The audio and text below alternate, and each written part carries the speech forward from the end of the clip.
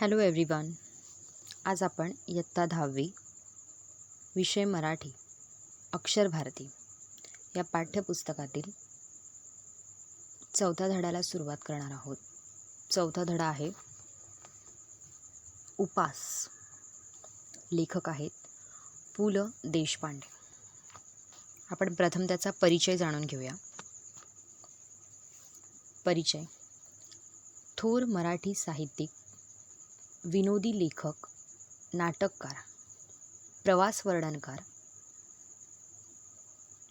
चतुरस्त्र कलावंत, सूक्ष्म निरीक्षण, मार्मिक आणि निर्मळ विनोद, तरल कल्पनाशक्ती आणि भाषेचा कल्पक व चमत्कृतीपूर्ण उपयोग करण्याचे कौशल्य हे त्यांचे लेखन विशेष.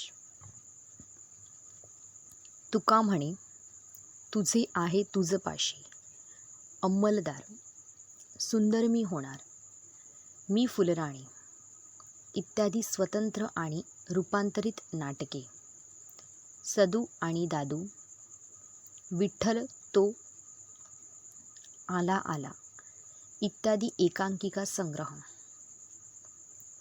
खोगीर भरती, असामी असामी, खिल्ली, बटाट्याची चाळ, हसवणूक इत्यादी विनोदी लेखन संग्रह, अपूर्वाई, पूर्वरंग जावे त्याच्या देशा इत्यादी प्रवास वर्णने, व्यक्ती आणि वल्ली, गणगोत, मैत्र इत्यादी व्यक्तिचित्रणात्मक पुस्तके अशी त्यांची विपुल ग्रंथसंपदा आहे.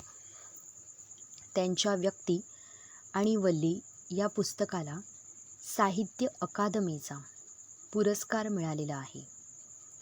भारत सरकारने पद्मभूषण या पुस्तकाने त्यांना सन्मानित केले आहे.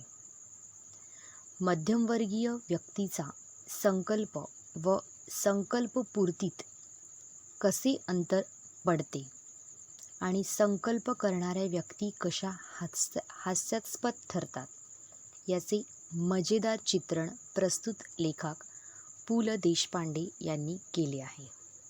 यस बच्चों, यहाँ पे राइटर ने मिडिल क्लास, हम जैसे मिडिल क्लास लोग जो रहते हैं, मध्यम वर्गीय मतलब मिडिल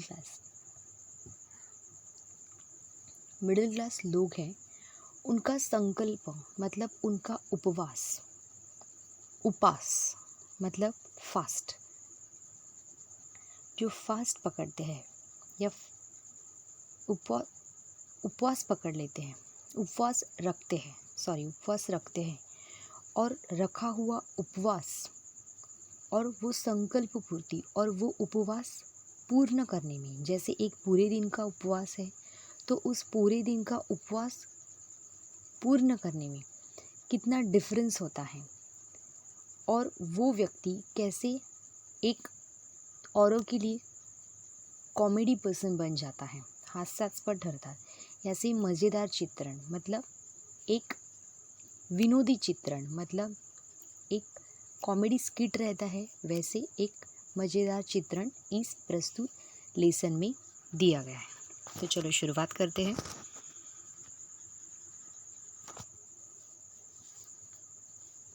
माझ्या खाजगी उपोषणाची हकीकत चाळीत जाहीर झाली आणि येता जाता ही माझी नाही ती भानगड आहे.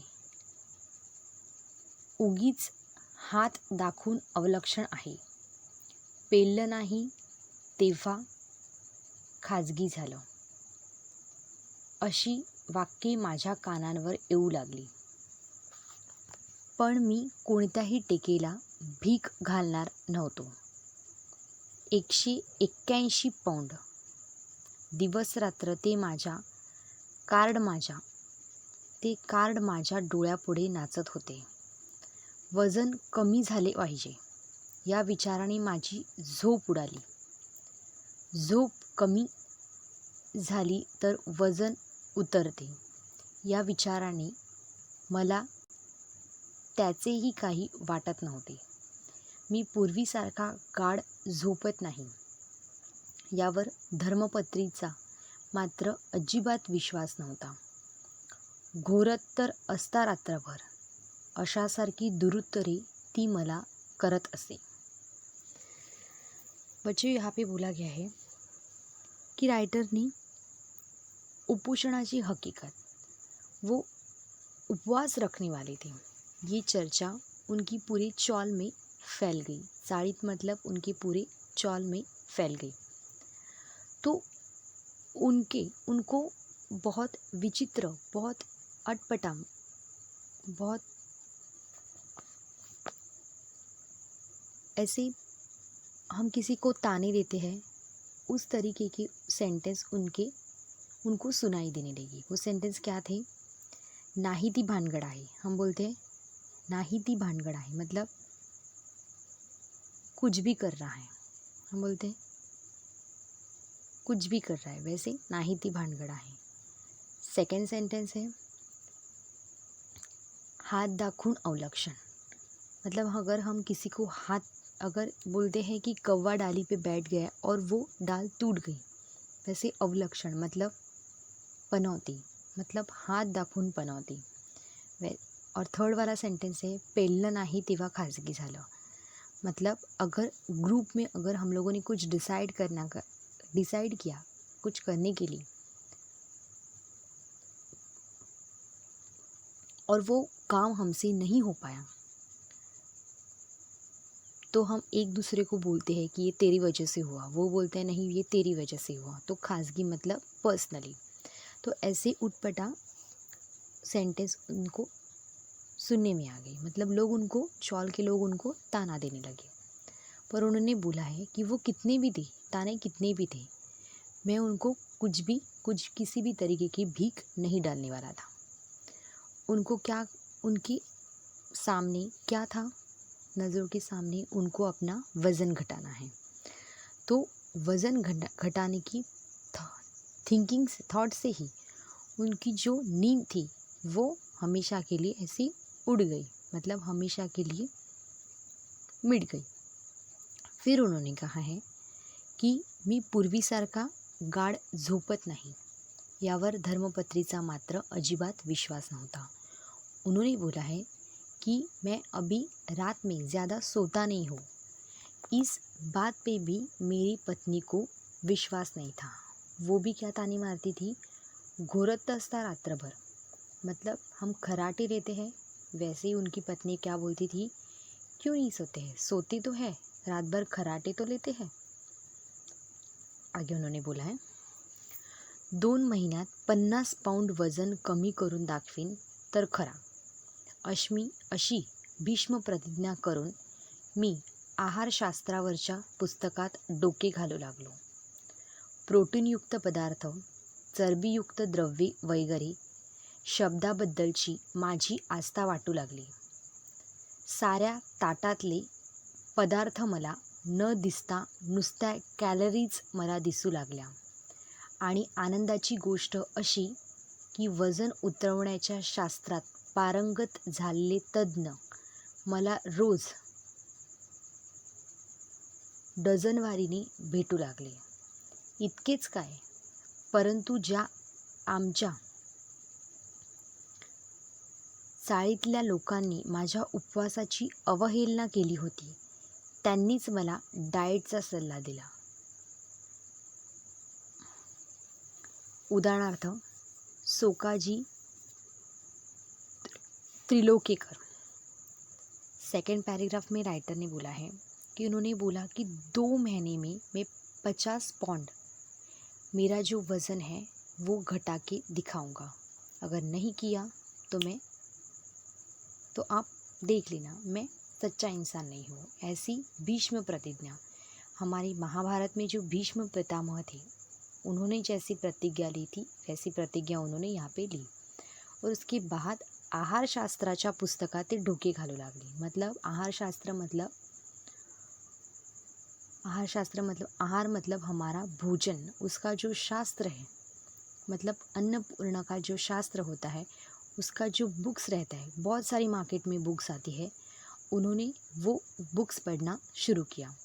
फिर उन्होंने क्या बोला कि प्रोटीन युक्त पदार्थ, प्रोटीन वाले पदार्थ, चर्बीयुक्त द्रव्य मतलब बिना फाइबर वाले लिक्विड्स, ऐसी बहुत सारी उन्होंने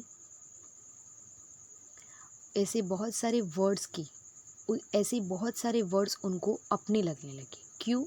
क्योंकि उनको वज़न घटाना था। फिर आगे जाके क्या होने लगा उनके साथ, साऱ्या ताटातले पदार्थ मला न दिसता, मतलब उनकी प्लेट में, ताट मतलब क्या, हमारी खाने की थाली, खाने की थाली में जितने भी पदार्थ थे वो उनको क्या दिखने लगे, कैलोरीज दिखने लगे। उनको क्या दिखने लगे, कैलोरीज दिखने लगे। तो उन्होंने आगे क्या बोला है कि जो चौल वाले लोग उनको हमेशा ताने देते थे, वही चौल वाले लोग उनको सजेशन देने लगे। किसका सजेशन देने लगे? डाइट का सजेशन उनको देने लगे। आगे बोला है, तू मला सांग, आगे बोला है कौन कौन उनको सजेशन देने लगे?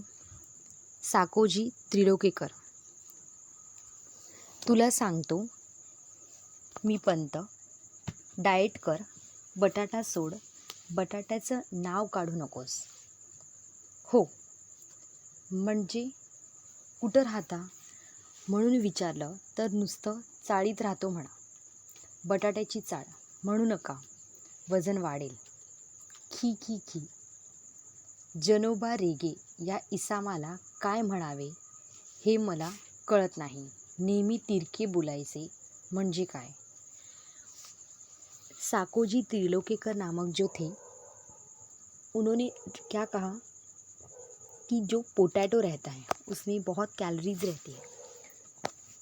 तो उन्होंने क्या बोला, बटाटा खाना मतलब पोटैटो खाना तू छोड़ दे, पोटैटा खाना तू छोड़ दे।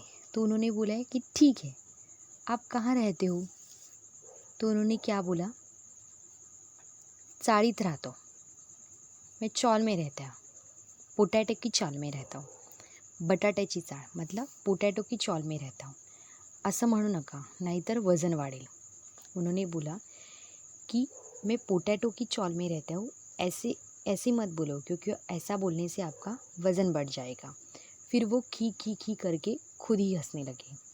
फिर राइटर ने यहाँ पे बोला है कि नेहमी तिरके बोलायचे म्हणजे काय, मतलब अगर किसी ने हमें कुछ पूछा तो उसका आंसर सही तरीके से देना चाहिए, ना कि उल्टी तरीके से. आगे बोला है, पण साकोजींनी त्याला परस्पर जामून टाकले. ए इडियट, सगळ्याच गोष्टीत जोक काय मारतोस नेहमी. मी सांगतो तुला पंत, तू बटाटा सोड. मी काय काय सोडले असता माझे वजन घटेल याची यादी बटाट्यापासून सुरू झाली. फिर जो इंसान था, जो हंसने वाला इंसान था, उसको साकोजी त्रिलोकीकर जो थे उन्होंने उनसे डांट पड़ी. उन्होंने कहा, ए इडियट, मतलब हर एक चीज़ में हमेशा जोक करनी चाहिए, हमेशा मस्ती करनी चाहिए, ऐसे नहीं होता. फिर उन्होंने राइटर को कहा कि तू बटाटा सोड, तू पोटैटो खाना छोड़ दे. राइटर ने कहा कि मेरा वज़न घट जाए, मुझे क्या खाना चाहिए क्या नहीं खाना चाहिए इसकी लिस्ट बननी शुरू हो गई. बटाट्याचं ठीक आहे, पण पंत आधी भात सोडा. एक सल्ला, भातानं थोडं लठ्ठ व्हायला होतं. आमच्या कोकणात सगळे भात खातात. कुठं आहेत लठ्ठ? तुम्ही डाळ सोडा. काशीनाथ नाडकर्णी. फिर से साकोजी ने कहा, बटाट्याचं ठीक है, मतलब पोटैटो का तो ठीक है, पर आपको पहले राइस खाना छोड़ना चाहिए, क्योंकि हमारे कोकण में सब क्योंकि सॉरी बच्चों, उन्होंने कहा कि आपको राइस खाना छोड़ना चाहिए क्योंकि राइस से हमारा वज़न बढ़ जाता है. फिर काशीनाथ नाडकर्णी जो थे उन्होंने पलट के जवाब दिया की आमच्या कोकणात सगळे भात खातात, कुठे आहेत लठ्ठ. उन्होंने कहा कि हमारे कोकण में तो सब एवरीडे 2 टाइम्स भात खाते हैं। मतलब भात मतलब क्या, यहाँ पे राइस। पर वो कहाँ पे मोठे हैं, तुम्ही डाळ सोडा। मतलब उन्होंने बोला है कि अलग अलग दाल रहती, अलग अलग दाल जो रहती, मतलब मूंग की दाल रहती है, मसूर की दाल रहती है, चना दाल रहती है, वो अलग अलग टाइप्स की दाल खाना आप छोड़ दो। ऐसा किसने कहा? काशीनाथ नाडकर्णी ने कहा। आगे,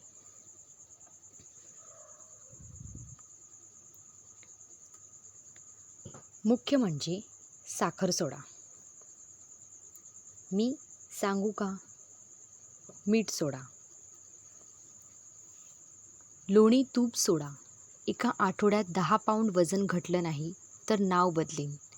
आमच्या हेड क्लार्कच्या वाईफचं घडलं. तेल आणि तळलेले पदार्थ आदि सोडा, बाबू काका।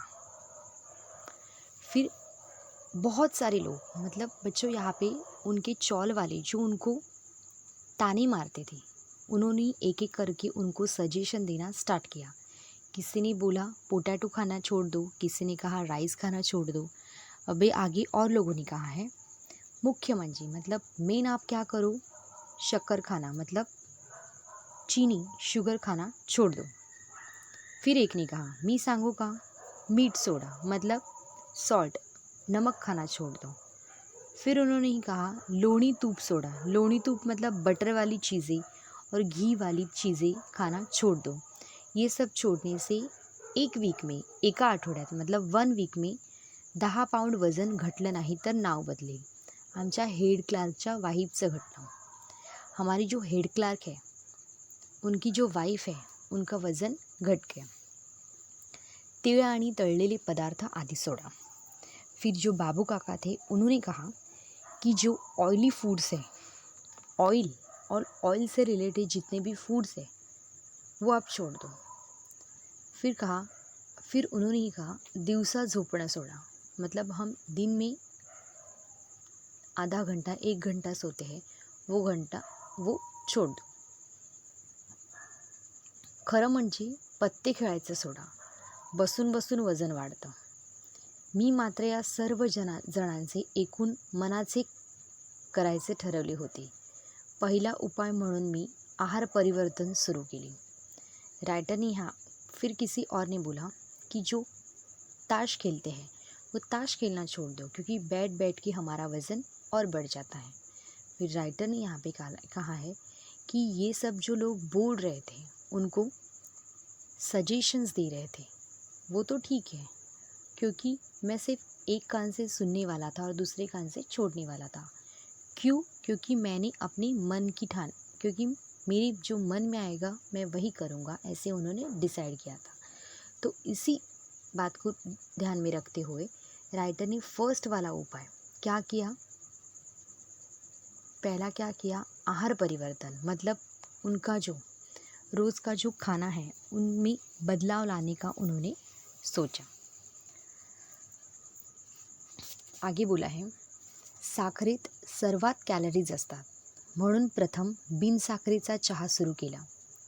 पहिल्या दिवशी विशेष फरकही वाटला नाही. घरात साखरबंदी जाहीर केली. कुटुंबाला सारी दिवाळी तिखटा मिठावर उरकायची सक्त ताकीद दिली. मुलांसाठी म्हणून काय थोडं गोडधोडाचं करायचं ते कर, एवढी सवलत ठेवली. पहिल्या दिवशीच मला फरक जाणवायला लागला. भात अजिबात वर्ज्य करणे अवघड होते, म्हणून फक्त पहिला भात आणि ताक भात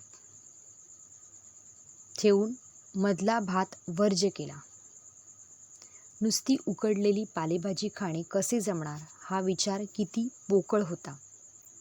याचा अनुभव ती खाल्ल्यावर आला आणि नेहमीच्या भाजीत ही निराळी काय करते याचा अजूनही अंदाज आला नहीं.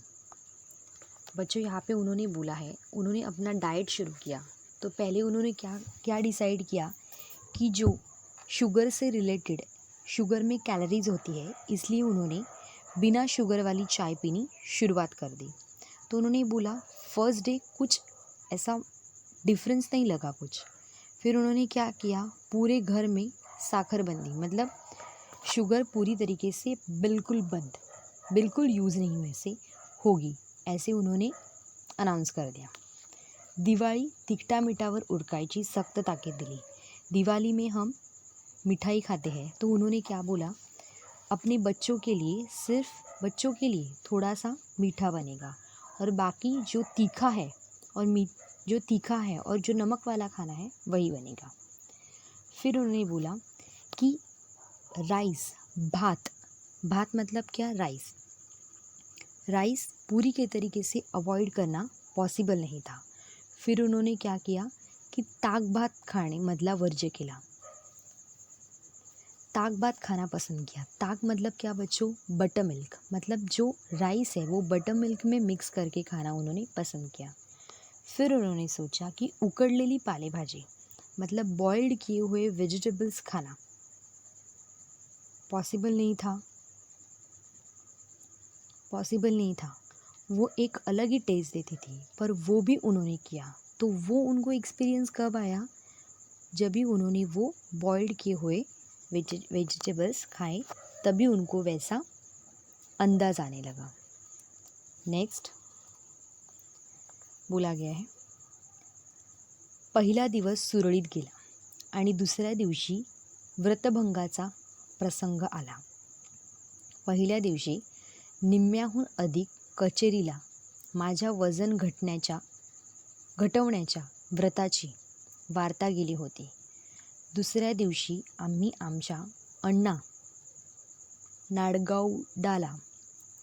नाडगौडाला प्रमोशन मिळाल्याची वार्ता आली आणि त्याने साऱ्या सेक्शनला पार्टी दिली। कॅन्टीनच्या आचार्याने तर माझ्या डाएटवर सूड घ्यायचे असे ठरून पदार्थ केले होते। बरे, न खावे तर अण्णा नाडगौडाला वाईट वाटणार, बिचारा 6 वर्षांनी एफिशियन्सी बारच्या जाळ्यातून बाहेर पडला होता। आचार्याने मिठाईत साखर न घालता साखरेत मिठाई घालून आणली होती। घासा गणिक सहस्रावधी कॅलरीज पोटात चालल्या होत्या, त्यामुळे खाल्लेले गोड लागत नव्हते। बटाटे वडे होते, म्हणजे आणखी कॅलरीज। चिवडा अस्सल वनस्पतीतला, त्यामुळे आणखी कॅलरीज। आणि एवढे सगळे हादळून शेवटी भाज्यांशिवाय पार्टी कसली, या भिकोवा मुसळ्याच्या टोमण्यामुळे चेकाळून नाडगौडाने स्पेशल भाज्यांची परत ऑर्डर दिली। उन्होंने एक इंसिडेंस हुआ था, वो उन्होंने शेयर किया है हमसे। राइटर ने यहाँ पे बोला है कि फर्स्ट डे तो उनका अच्छे से गया, पर सेकेंड डे वो जो उनका फास्ट था, वो जो डाइट पे थे उनमें ब्रेक हो गया, व्रतभंग झाला, मतलब उनका जो उपवास था उसमें ब्रेक हो गया। कैसे हुआ, उनकी जो कचेरी थी, कोर्ट था, मतलब कोर्ट में वो काम कर रहे थे, वहाँ पे उनके डाइट की चर्चा चारों तरफ फैल गई। तो नेक्स्ट डे क्या हुआ, दूसरा दिवशी मतलब नेक्स्ट डे क्या हुआ, अण्णा नाडगौड नामक एक जो व्यक्ति था उसको प्रमोशन मिल गया था, और उसने उस प्रमोशन को ध्यान में रखते हुए सारे सेक्शन के लिए पार्टी रखी थी। तो जो कैंटीन का आचार्य था, मतलब कैंटीन का जो खवैया था, खाना नहीं बनाने वाला था, उसने खाना इस तरीके से बनाया था कि हम किसी से रिवेंज लेते हैं, ठीक उसी तरीके से माझ्यावर सूड घ्यायचा असे ठरवले। सूड मतलब बदला लेना, रिवेंज लेना। और अगर नहीं खाए ये खाना या इसमें से कुछ नहीं खाए तो जिसका प्रमोशन हुआ था, अण्णा का प्रमोशन हुआ था, उसको बुरा लगेगा। तो क्या क्या था, मिठाई जो बनी थी वो मिठाई में शक्कर नहीं डाली थी, बल्कि शक्कर में मिठाई डाली थी, इतना वो मीठा बना था। फिर बटाटे वड़े थे, मतलब वड़ा पाव जैसे पोटैटो वड़े थे, उनमें और कैलोरीज थी। फिर चिवड़ा, हम जो चिवड़ा खाते हैं वो असल वनस्पतितला। यहाँ पे बच्चों वनस्पतितला मतलब जो वनस्पति तेल होता है, मतलब पामोलियन तेल होता है, उसमें बहुत सारी कैलोरीज होती है, उसमें फ्राई किया हुआ था, त्यामुळे आणखीच कैलोरीज। और उन्होंने बोला कि इतना सब कुछ खाने के बाद अगर सब्जी नहीं हुई तो क्या बात। तो सब्जी कैसी थी, स्पेशल भाज्यांची ऑर्डर दिली होती। स्पेशल भाज्यांची मतलब क्या बच्चों, सब्जियां एकदम स्पेशल थी, एकदम तेल में अच्छे से चमचमी तली हुई थी। बच्चों, मैंने जो 2 या 3 पैराग्राफ आपको पढ़ाए, मैं आशा करती हूँ कि आपको ये समझ में आया होगा। बचा हुआ जो लेक्चर्स है वो आगे के 2 लेक्चर्स में मैंने डिवाइड किया है, तो बचा हुआ जो लेसन है वो हम आगे के लेक्चर में कंटिन्यू करेंगे। तब तक के लिए thanks for watching. Stay home, save life.